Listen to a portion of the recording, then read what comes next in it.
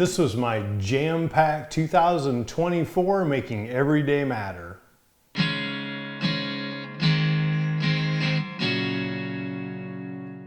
I knew right off the bat that 2024 was going to be one of the biggest years of my life. So Baron and I started the first day relaxing at the lake before the insanity began. And we celebrated the big guy's 13th birthday this year. About a week into the new year, I made one of the biggest and by far the best decisions of my life. In December, my spreadsheet had showed me that I had plenty of savings that would far outlast my estimated lifespan. Armed with that confirmation, I made it just over a week into the new year before I pulled the ripcord and ejected myself from the toxicity of corporate world. That next day, I turned in my intent to leave at the end of January permanently on medical leave. And that night, I had the best, most relaxed, peaceful night of sleep I'd had in ages. To make sure I would never go back, I immediately scheduled a new tattoo with my goal for the remainder of my time. Live for today across my knuckles. And I just love the tattoo, except for it's kind of backwards when you're doing wrist curls.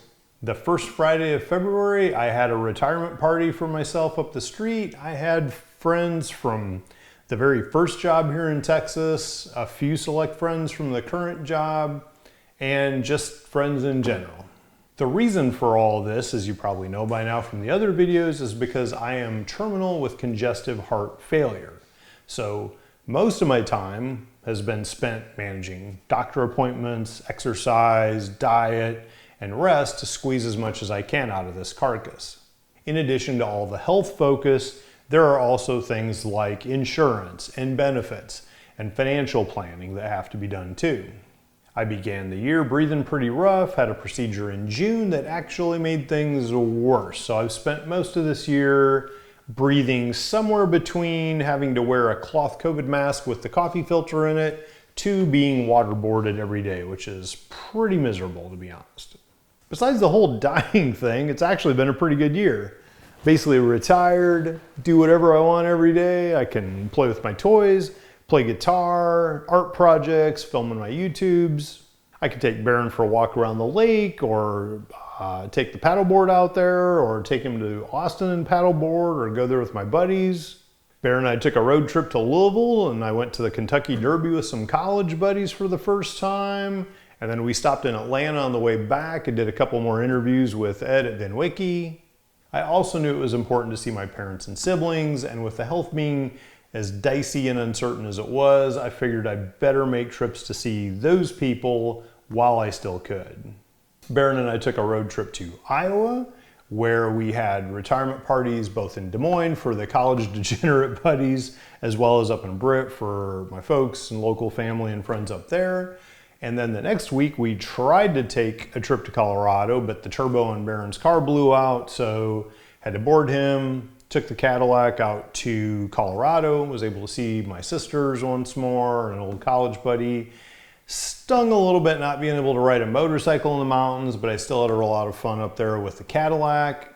There's a good chance those are probably going to be my last visits to both of those places, but I'm glad I made them. While I was there, I saw both Sunshine's Tree in Colorado and her stone in Iowa. It's a little bit surreal looking at them, knowing it's probably the last time I'm going to see them in human form. Having done both of those visits, I was able to see the immediate family and a lot of other people.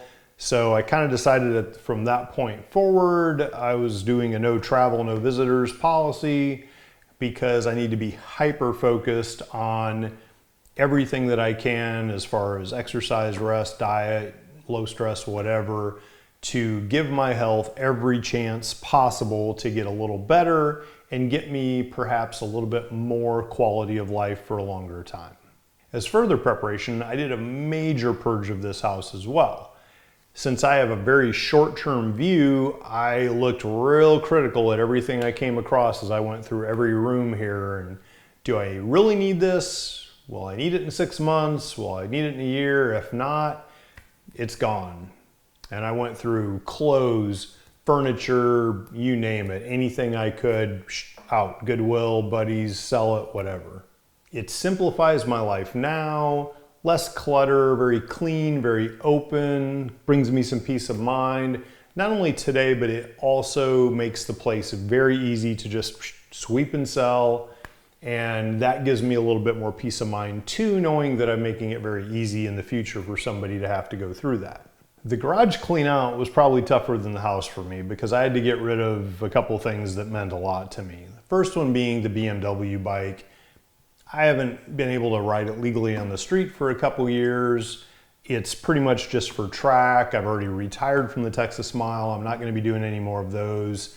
It's getting to the point where a track day isn't really something that I'm able to do well, but in September, admittedly, they had another track day at Coda. A buddy of mine helped me, went out there. Yes, I was pissing blood by lunch. I was really short of breath. I was throwing up within an hour of getting home that night, but it was well worth it to be able to ride that bike around the track one more time. Because it was the fastest bike to cross the country for a few years, I donated that to the Skip Barber Motorcycle Museum, and because I can't really ride the chopper anymore because the tailbone cartilage was all jacked up, I also donated that bike to the same museum as well as kind of a package deal for the whole story. They both show up in the movie, etc. Then I cleaned out the big, sad, empty garage. Not just this residence, but my folks' residence in Iowa as well, where we gathered all the childhood toys, shipped them down to Texas, and I have organized and filmed each of the collections and then sold them, along with selling the original Porsche wheels, the original Aprilia wheels. A little extra change in my pocket, which is good because my employer has been so gracious as to withhold my 401k savings from me despite my condition, in hopes that I will just quit and they can stop paying me medical leave. So now I'm having to hire a lawyer and pay with my money to try to get my money. For the last few years, Barron and I have taken our annual December road trip to Florida, visit friends, cousin out there, and just kind of had a nice little vacation. But between Barron's joints and his aging and health and my health, I just don't see us making it this December, unfortunately.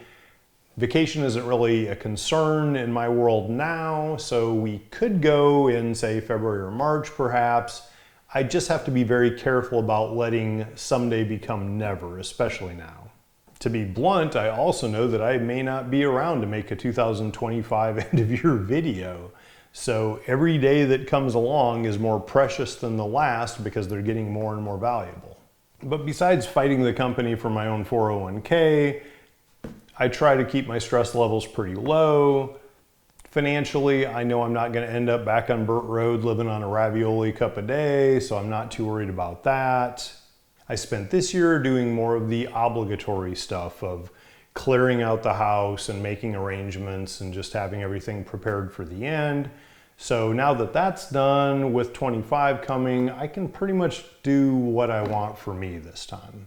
I know I'm going to have to keep saying goodbye to things that I enjoy, like I've had to do this year, but I can't focus on what I can't do. I need to consider myself lucky for those things that I still can do and enjoy them to the hilt. 2024 has been written, and I have a clean sheet for 2025 to write whatever I want, as long as I want, until my pen goes dry. Dead skin on trial. For what it's worth, it was worth all the while. It's something unpredictable, but in the end it's right. I hope you have the time of your life. If you haven't done so, please subscribe by clicking the link below. Hit the little bell for notifications, and more than ever, let's live for today.